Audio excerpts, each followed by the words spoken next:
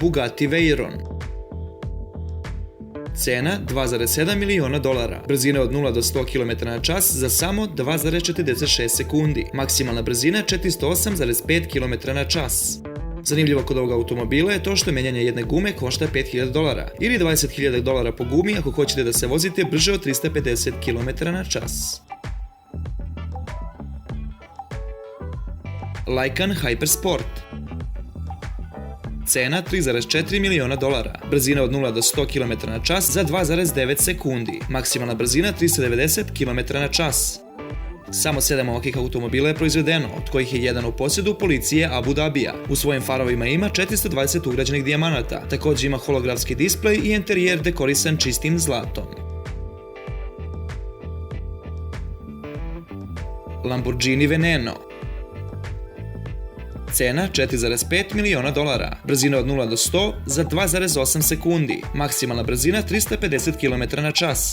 Samo 9 ovakvih automobila je proizvedeno, 2 su za sebe zadržali kreatori, a 5 njih je prodato pre nego što su bili napravljeni. Koenigsegg CC-XR Trevita. Cena $4,8 miliona, brzina od 0 do 100 km/h za 2,9 sekundi, maksimalna brzina 408 km/h.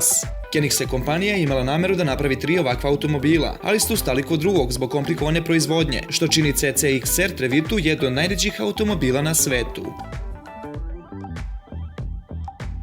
Maybach Exelero. Cena $8 miliona, brzina od 0 do 100 km/h za 4,4 sekunde, maksimalna brzina 350 km/h. Kao i kod prošlog automobila, i ovaj automobil je veoma redak, a to je zato što je proizveden samo jedan ovakav automobil. Maybach Exelero posjeduje snažan V12 Twin turbo motor, napravljen je 2005. godine, a 2011. ga je kupio poznati američki reper Birdman. Mercedes-Benz 540K.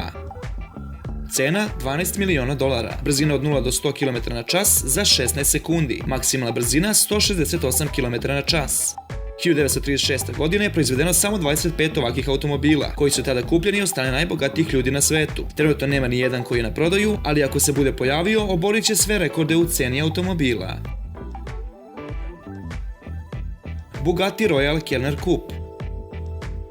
Cena $20 miliona, brzina od 0 do 100 km/h za 20 sekundi, maksimalna brzina 160 km/h. Samo 7 ovakvih automobila je napravljeno, a prvobitna cena 1932. godine im je iznosila $30.000. Ferrari 290 MM. Cena $28 miliona, brzina od 0 do 100 km/h za 10 sekundi, maksimalna brzina 257 km/h. Ferrari 290 MM je prvobitno napravljen kako bi se vozio na trkama. Samo 4 ovakva prototipa je napravljeno. Automobil se odlično pokazao u trkama sredinom prošlog veka. Mercedes-Benz V196. Cena $30 miliona, brzina od 0 do 100 km/h za 10 sekundi, maksimalna brzina 300 km/h.